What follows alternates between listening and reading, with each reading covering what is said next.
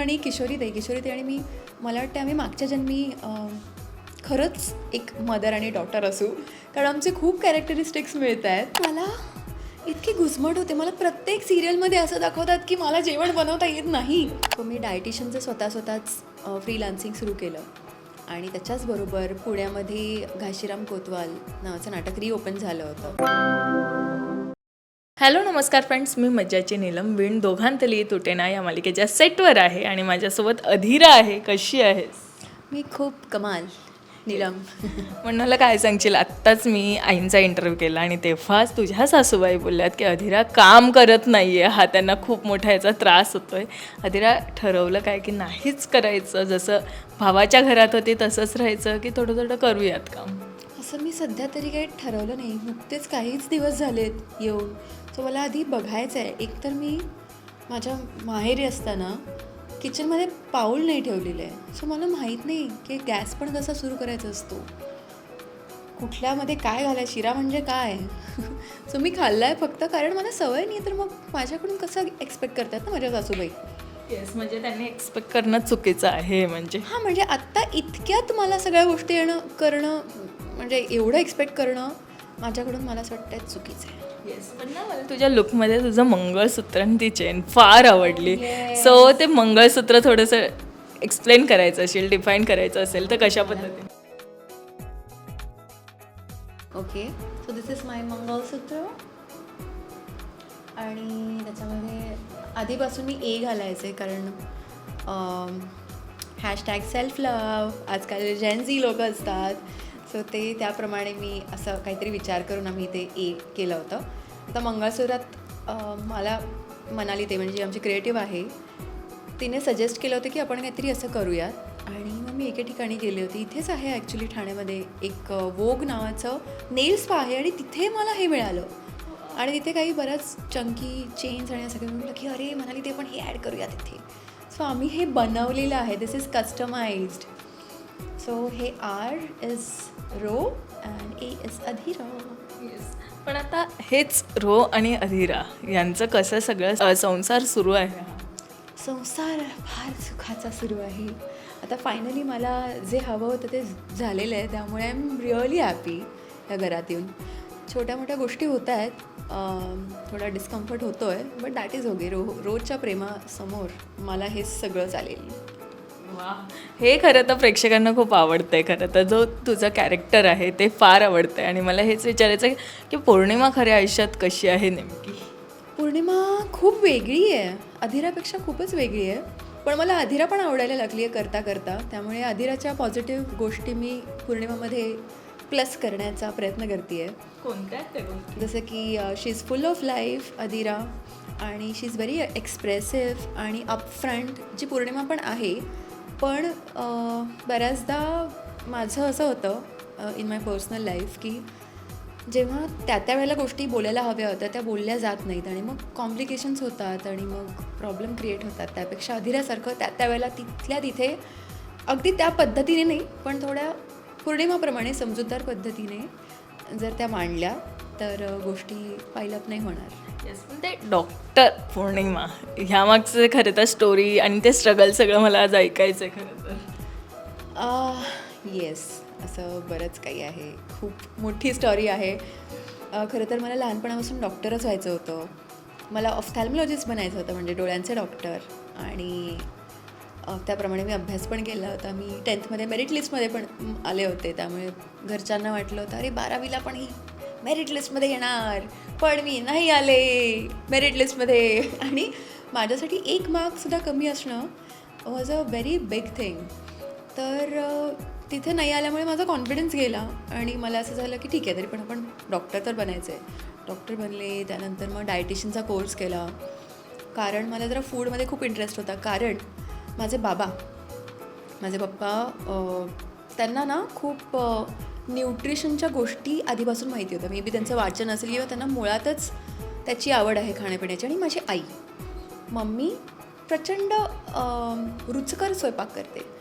So she makes delicious dishes, म्हणजे इतके सुंदर डिशेस की मला माझे रिलेटिव्स वगैरे त्यांच्या घरी गेल्यावर विचारतात की तुझ्या आईसारखं झालं ना वगैरे. So yes. सो ती आवड होती.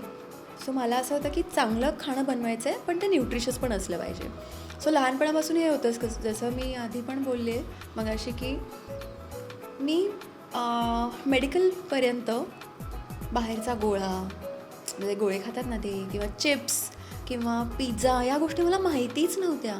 किंवा व्हॉट इज दॅट बर्गर, मला आत्ताही burgers, I am not a big fan of burgers. So ह्या गोष्टी मला माहितीच नसल्यामुळे किंवा घरीच आणल्या नसल्यामुळे मला त्याची आवडच नव्हती. किंवा आमच्यात बिस्किट्स पण नसायचे. आमच्यात ते काय बटर, खारी टोस्ट, खारी कधी कधी असायची, आय रिमेंबर. पण अशा गोष्टी आमच्याकडे नव्हत्या, जे की मला तेव्हा मला खूप चिडचिड आणि राग यायचा की पप्पा आणत नाही त्यार वगैरे वगैरे. पण आत्ता म्हणजे I feel really grateful for that की माझ्या चाइल्डहूडने मला ते स्पॉईल नाही केलेलं आहे वडिलांनी. आणि आईने खूप छान छान खायला घातलेलं आहे, त्यामुळे ती आवड तशीच निर्माण झाली आहे. भरपूर भाज्या, भरपूर दही, ताक, लोणी, जे घरगुती गोष्टी असतात ना त्याचं. सो म्हणून मी क्लिनिकल डायटिशियनचा कोर्स केला आणि मग नंतर I was working for a month or so. आणि मग त्यानंतर मला असं वाटलं बापरे कंटाळवाणे, कारण कोणाच्या तरी अंडर काम करणं हे मला कधीच जमलं नव्हतं. सो मी डायटिशियनचं स्वतःच फ्रीलान्सिंग सुरू केलं. आणि त्याच्याचबरोबर पुण्यामध्ये घाशीराम कोतवाल नावाचं नाटक रिओपन झालं होतं. म्हणजे कोणीतरी करत होतं.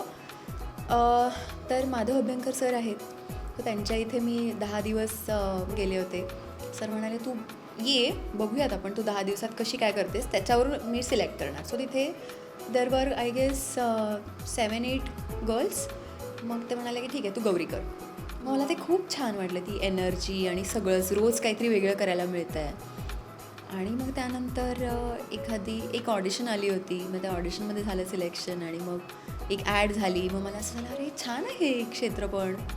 तर मी सायमल्टेनियसली हे करत गेले, जे मला लहानपणापासूनही आवडत होतं. म्हणजे मला आठवतं आहे की मी सगळ्यामध्ये मी पार्टिसिपेट करायचं. म्हणजे सिंगिंग, डान्सिंग, समूहगीत, पेंटिंग, या सगळ्यामध्ये मी होते. फक्त खेळामध्ये राहिलं, कारण मला खो खो आणि याच्यामध्ये मला राखीव ठेवायचे.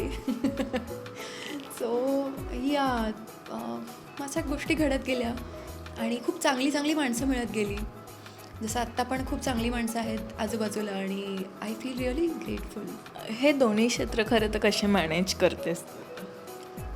आत्ता सध्या फ्रँकली स्पीकिंग थोडं डिफिकल्ट जातं आहे. बट आय मेक शुअर की माझ्या डोक्यात जरा गोष्टी सुरू असतात सतत की आता ओके थोडासा मला गॅप मिळतो, तर मला पटकन क्लायंटचे रोजचे फॉलोअप्स असतात, त्यांचे फोटोज असतात, विचारतात की आज मी कुठे बाहेरच चालले तर आता काय खाऊ. सो ह्या सगळ्यांना आन्सर करावं लागतं.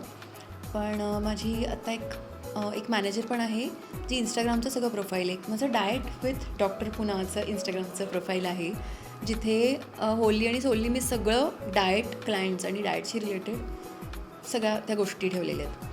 सो अपॉइंटमेंट वगैरे घ्यायची असेल तर तिथे मेसेज येतात. सो त्यांना त्या गोष्टी बघणं, ती सगळं बघते आणि मला कळवते की यांना दिस पर्सन इज इंटरेस्टेड. तर मग त्यांच्याशी कॉन्टॅक्ट करणं आणि त्यांची हिस्ट्री घेणं, ह्या सगळ्या गोष्टी जरा टीडियस आहेत. पण मग त्यांना एक दिवस ठरवला जातो की ह्या दिवशी मी फोन करेन, कारण हिस्ट्री टेकिंगला अराऊंड 45 मिनिट्स तरी लागतात. मग त्याच्यानंतर रोजचे फॉलोअप जरा अशा पद्धतीने मी घेते. म्हणजे ही खूप तारेवरची कसरत आहे आणि जिथून रोजच करत असते.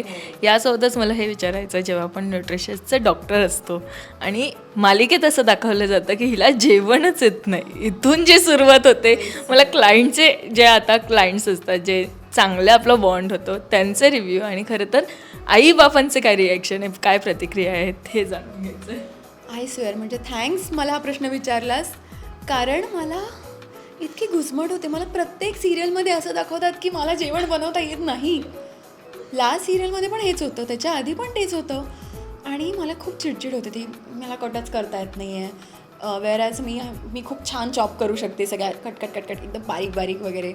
आणि मला आवड असल्यामुळे मी खूप छान जेवण पण बनवते. हे मी ज्यांना ज्यांना जेव घातलेलं आहे त्यांना माहिती आहे.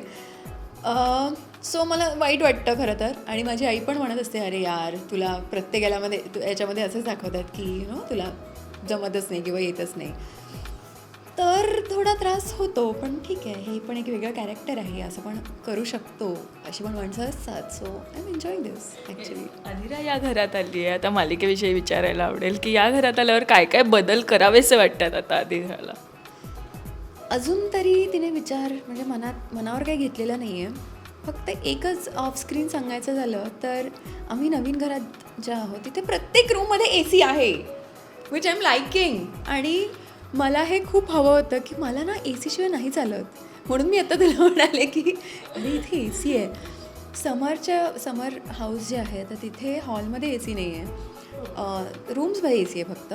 सो हॉलमध्ये जेव्हा असतो तेव्हा मी आणि किशोरी आणि मी, मला वाटतं आम्ही मागच्या जन्मी खरंच एक मदर आणि डॉटर असू, कारण आमचे खूप कॅरेक्टरिस्टिक्स मिळत आहेत.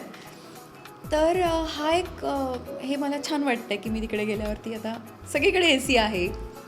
कामाचं म्हटलंच तर मला अजून माहिती नाही मी पुढे काय करणार आहे, मला जमून घ्यायचं आहे की नाही घ्यायचं आहे, पण अजून तरी मी डोक्यात नाही घेतलं. कारण जोपर्यंत मला रोहनचा सपोर्ट आहे, रोहनचं छान रोमॅन्टिक असणं वगैरे गोष्टी आहेत, तोपर्यंत मी अजून मनावर घेणार नाही असं मला वाटतं आहे. पण आता स्वतःच्या घरात म्हणजे स्वानंदी गेली आहे तिथे, आणि काय आता बदल तिकडे व्हावे असं वाटतंय खरं? मला असं वाटतं की पिंट्या दादा, तो जरा रोमॅन्टिक व्हावा, तो जरा खुलावा.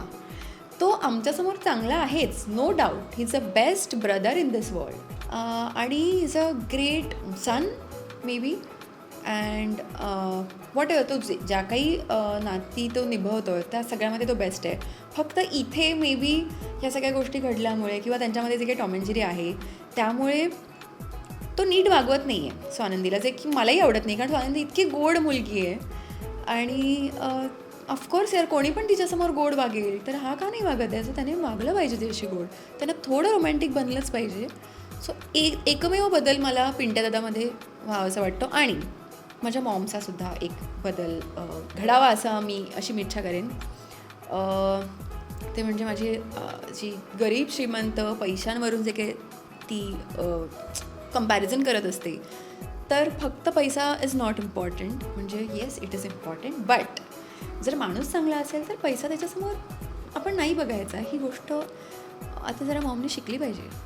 म्हणजे हे दोन्ही बदल आम्हा प्रेक्षकांना पण वाटतात, हे घडून यावे. पण आता मी पाहिलं की अधिरा आणि स्वानंदी यांचा ऑफस्टंट बॉन्ड खूप धमाल आहे, आणि त्या बॉन्डबद्दल खरं तर मला जाणून घ्यायचं आहे. किती छान मैत्री झाली आता पहिल्या दिवसापासून ते आत्तापर्यंत. मला वाटतं दिस वॉज द ओनली रिलेशन जे खूप ऑर्गॅनिकली फुलत गेलं. म्हणजे काहीच दोघींना पण एफर्टलेसली ती सुरुवात झाली आणि काहीच एक्स्ट्रा ट्राय नाही करावं लागलं फ्रेंडशिप करण्यासाठी. सेम स्कूल ऑफ थॉट असेल तर तसं असल्यामुळे आम्ही पटकन जेल झालो. छोटे छोटे पण प्रॉब्लेम्स असतील तर she is always there for me, आणि मी तिला कॉल करते की आज असं झालं तसं झालं. She is always there to help, to support, to cheer me up. छोट्या छोट्या गोष्टीमध्ये सुद्धा मी बाहेर गेले शॉपिंगला ये वो, सो तिचं पण शेअरिंग असतं, माझंही शेअरिंग असतं. सो आता खरंच खूप छान ऑफस्क्रीनसुद्धा आमची म्हणजे ऑनस्क्रीन इतकं नाही दिसत आहे कारण आमचे तेवढे सीन्स नाही आहे, बट ऑफस्क्रीन तर आम्ही खूप छान फ्रेंड्स झालो आहोत. आणि आय एम रिअली ग्रेटफुल म्हणजे फॉर दिस शो की मला आता हिच्यासारखी छान फ्रेंड मिळाली आहे. आणि जे मला अजिबात वाटलं नव्हतं की असं काही होईल, कारण ऑफकोर्स या तेजूताईने किती वर्ष काम केली आहेत आणि मी एक आयडियलिझम आपण करतो ना, सो शी इज ऑफकोर्स ती आहेच, पण त्याच्या पलीकडे सुद्धा as a human being she is a very caring, she is very upfront आणि खरी आहे, प्युअर आहे. सो या सगळ्या गोष्टी मला खूप आवडतात एका फ्रेंडमध्ये. सो या येस, मला असं वाटतं ही मैत्री खरं तर खूप छान आहे आणि आम्हाला टचवूड खरंच चांगली आहे. आणि आता नेक्स्ट इंटरव्ह्यू मला असं वाटतं दोघींनी एकत्र करूयात आपण, पुन्हा एकदा येईल तेव्हा सेटवर. So thank you so much. आणि खरं तर अधिरा आम्हाला सगळ्यांना प्रेक्षकांना फार आवडते. तिचं जे कॅरेक्टर आहे ते आम्हाला खूप हसवणारं देखील असतं कधी कधी, आणि तेच आम्ही खरं तर खूप एन्जॉय करतो. So thank you so much Neelam, आणि थँक्यू रसिक प्रेक्षक हो, कारण तुमच्यामुळेच तुम्ही जो प्रतिसाद देत आहे त्याच्यावरून आम्हाला आणखीन जास्त काम करण्याची ताकद मिळते. So thank you so much. Marathi मनोरंजन सृष्टीमधील मालिका, चित्रपट, नाटक तसेच कलाकारांबद्दलच्या नवीन अपडेट्स जाणून घेण्यासाठी नक्की सबस्क्राईब करा इट्स मज्जा मराठी या आपल्या नवीन यूट्यूब चॅनलला.